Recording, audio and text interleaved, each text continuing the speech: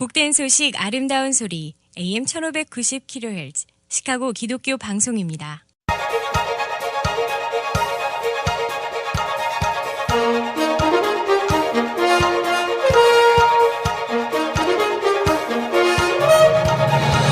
김정일 해설위원의 시사 해설.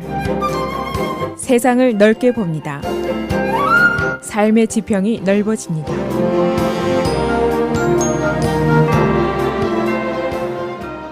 시사 해설입니다.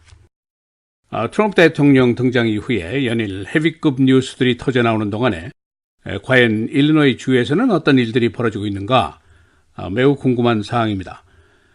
주정부의 예산조차 없는 일리노이 주가 마치 난파선처럼 비바람 속을 계속 항해를 하고 있습니다. 일리노이 주가 예산 없이 가고 있는 것이 벌써 21개월이 됐습니다. 근 2년이 다 됐습니다. 그동안 계속해서 협상 타협의 시도가 있었지만은 과연 타협이라는 것이 가능한 것인가 하는 의문이 나오고 있고 사태가 더 악화될 것이다 하는 예상이 나오고 있습니다. 왜냐하면 2018년 선거전이 벌써 눈앞에 다가왔기 때문입니다. 시카고 트리뷴이 지난 주말 특집판에서 한 말이 이것을 증명하고 있는데 grand bargaining 이라는 말, 즉 교착 상태를 타개하기 위해서 대협상, 대흥정을 벌이자 하는 얘기를 했는데 이것이 사실은 grand bargain이 아니라 grand illusion이었다. 대망상이고 착각이고 환상이었다. 이런 이야기를 하고 있습니다. 불가능하다는 것이죠.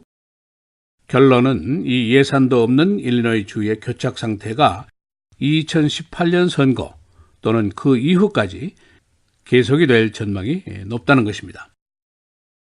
그래서 오늘은 일리노이 주의 예산 전쟁 어떻게 진행이 되고 있는지, 어디까지 가게 될 것인지, 우리에게 미칠 영향은 어떤 것인지, 그 원인은 무엇인지 이런 이야기들을 알아보겠습니다.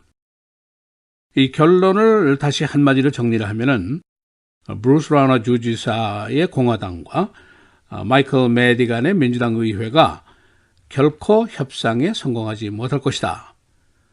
그리고 이 어글리한 교착 상태가 2018년 선거 전까지 계속될 것이다. 그 이유는 어차피 타협하지 못할 안건들이 많은 데다가 양측의 불신과 감정까지 악화되어 있고 게다가 선거 전까지 다가오기 때문이다. 이런 얘기입니다. 우리에게 미칠 영향이 무엇인가? 인구 1,400명에 가까운 이 큰 주가 계속 난파선처럼 기우뚱거리면서 가게 됩니다. 정치권의 싸움이 더 격화가 될 것이고 주의 재정 상태가 더 악화가 됩니다. 펜션 문제가 그렇고 노조의 근로개혁도 그렇고 소셜 서비스의 공경이 더 심하게 됩니다. 일리노이주의 외상값이 지금 자그마치 147억 달러입니다. 이게 계속 증가하게 됩니다. 일리노이주의 신용등급 정크 수준으로 하락을 하게 됩니다. 그리고 무엇보다도 자칫하면은 주 정부가 meltdown, 녹아내릴지도 모른다. 이런 끔찍한 예상까지 나오고 있습니다. 이 문제의 핵심은 여러분 이미 잘 알고 계십니다. 브루스 라우너 주지사와 마이클 매디간 하원 의장과의 심각한 견해 차이고 피차 거리를 좁힐 수 있는 단계를 이미 넘어섰기 때문입니다. 그러면 2018년 선거에서 어떻게 해결을 지어줘야 되는데 현재로는 브루스 라우너도 재선에 도전을 하게 됩니다. 그리고 마이클 매디간도 물론 32년 동안이나 계속한 하원 의장 자리 고수를 굽히지 않고 있습니다. 2015년 1월에 브루스 라우너가 주지사로 등장할 당시에 그의 정치적인 표가 turnaround agenda 이거였습니다. 일리노이주의 모든 정치적인 행태를 바꿔버리겠다. 의욕에 찬 표였습니다. 처음에는 44개 항목의 목표를 제시했지만은 그러나 양측이 싸우고 또 싸운 동안에 그의 위시리스트가 줄어들었습니다. 지금 남은 것이 term limits, 의원들의 임기를 제한하자는 것이죠. 부패의 원인이 된다는 주장입니다. 그리고 property tax freeze, 부동산세를 동결 하자. 너무 높고 주민들이 어렵고 경제 성장에 지장이 있다. 그런 원인 때문입니다. 그리고 workers compensation 개혁, 근로자 상해 보상을 제한하지 않은 겁니다. 기업을 보호해야만이 고용이 늘고 경제가 성장한다는 지론입니다. 여기에 반대해서 민주당 측의 견해는 인컴 텍스를 일단 올리자, 현실화해야만이 되지 지금 명분에 매달리다가 주 경제가 더 심각하게 악화될 수 있다. 그런 주장입니다. 그리고 임기 제한이라든가 근로자 보상제 개혁 등은 따로 해결하자. 예산 문제 해결이 먼저 시급하지 않느냐. 그런 얘기고.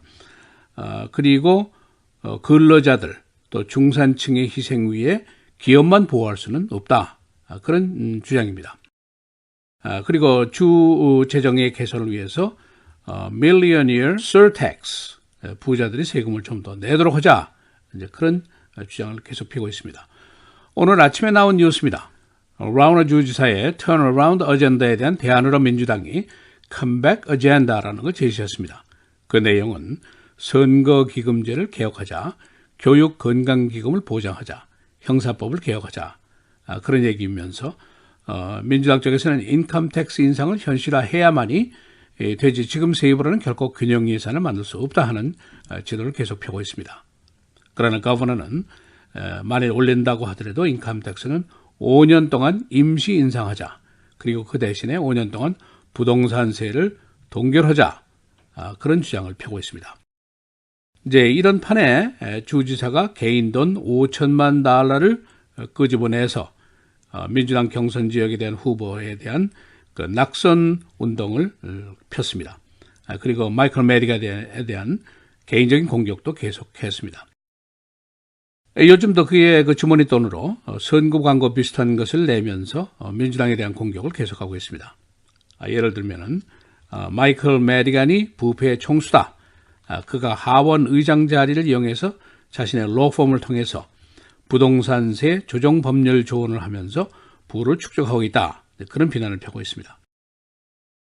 이 사태가 장기화되니까 거버너나 의장이나 모두 지지도가 크게 떨어지고 있습니다. 그런데 누가 더 불리할까? 거버너는 전 주의 표를 받아야 하고 메디간은 남부지역 자신의 선거구만 챙기면 되니까 거버너가 더 불리할 것이다. 그런 예상도 나오고 있습니다.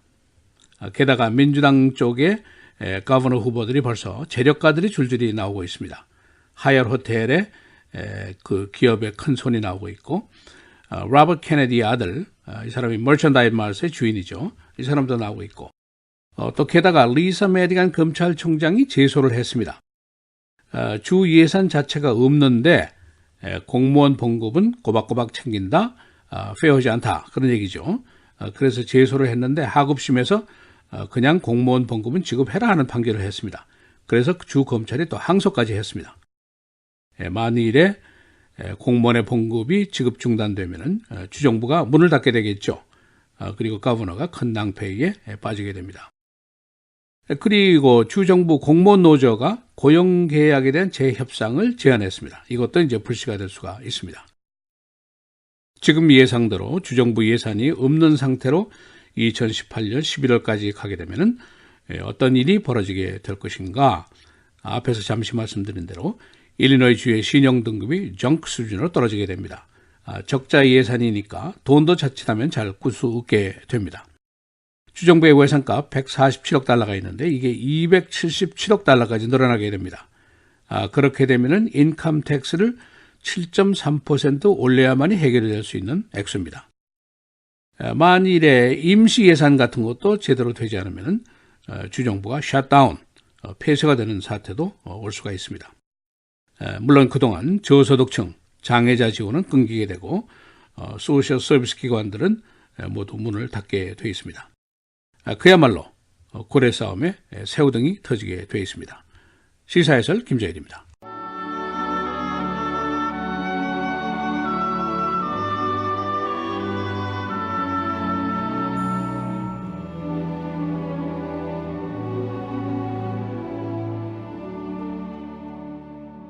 만일 죽은 자들이 도무지 다시 살아나지 못하면 죽은 자들을 위하여 세례를 받는 자들이 무엇을 하겠느냐?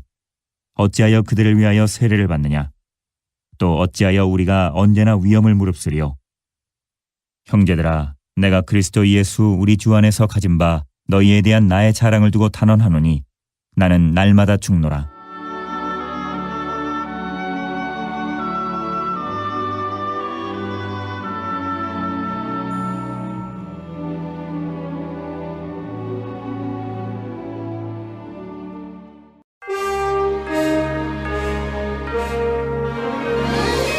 헤드라인 뉴스입니다. 공화당이 헬스케어 개혁을 재시도할 가능성이 있다고 CNN이 오늘 보도했습니다. 이 방송은 트럼프 대통령과 마이크 펜스 부통령이 일부 하원 의원들과 또 다른 헬스케어 시도를 상의했다고 보도했습니다. 폴 라이언 의장은 지난주 헬스케어 포기 시에 플랜 B는 없다고 말하셨습니다. 하원의 러시아 관련 조사가 사실상 중단됐습니다. 하원 정보위원회의 네빈 누네스 위원장은 어제 또 다른 관련자 조사가 없다고 말했습니다. 그는 민주당의 조사위원장 기피 요청을 거부했습니다. 그는 화이트하우스에 들어가서 모종의 서류를 검토한 이후에 트럼프 대통령이 도청을 당했을 가능성이 있다고 기자들에게 말했었습니다. 영국이 EU 탈퇴 절차를 밟기 시작했습니다. 테레사 메이 총리는 어제 EU 탈퇴 신청서에 서명했습니다. 영국은 앞으로 2년 동안 27개국 EU국들과 개별적인 협상을 벌이게 됩니다. 트럼프 대통령의 지지자 그룹이 그의 트위터에 대해서 부정적인 반응을 보이고 있습니다. 트럼프는 대통령이 된 이후에도 지속적으로 자극적인 트윗을 계속하고 있습니다. 트럼프 대통령의 트위터 추종자는 2,700만 명에 달하고 있습니다. 팍스 뉴스의 빌 오렐리가 인종차별 발언을 했다가 사과했습니다. 그는 방송에서 흑인 여성 하원 의원인 맥신 워럴 의원을 지칭하면서 나는 그녀의 연설보다 그녀의 가발을 쳐다본다고 인종적인 농담을 했었습니다. 트럼프 대통령의 멕시코 국경 장벽에 대한 구체안이 곧 나올 것으로 예상됩니다. 그는 5월 전까지 벽의 디자인과 공사 계약업체 선정을 마칠 계획입니다. 벽의 높이는 30피트인 것으로 알려졌습니다. 일리노이 주 민주당이 라우너 주지사의 안건에 대한 대안을 제시했습니다. 이는 선거기금제 개혁, 형사법 개혁, 교육 및 건강기금 보장안 등입니다. 브루스 라우너 주지사는 제한적인 세금 인상을 주장하고 있습니다. 시카고시의 새 ID 구체안이 곧 나오게 됩니다. 시카고시는 빈곤층 그리고 불법 이민자들을 위한 신분증 마련을 추진하고 있습니다. 이는 드라이버스 라이선스가 없는 사람들을 위한 조치입니다. 거니 쇼핑몰 난투극, 경찰이 4명의 10대 용의자를 추적하고 있습니다. 이들은 쇼핑몰 내에서 신발 매입을 놓고 다투다가 패싸움을 벌였었습니다. 쇼핑객들이 안전의 위협을 받았었습니다. 날씨입니다. 오늘 흐리고 오전에 안개가 끼겠습니다. 47도. 목요일, 금요일 계속해서 흐리급이, 목요일의 최고는 45도, 금요일은 41도입니다. 토요일 맑고 흐리고 49도, 주일 대체로 흐리고 55도입니다.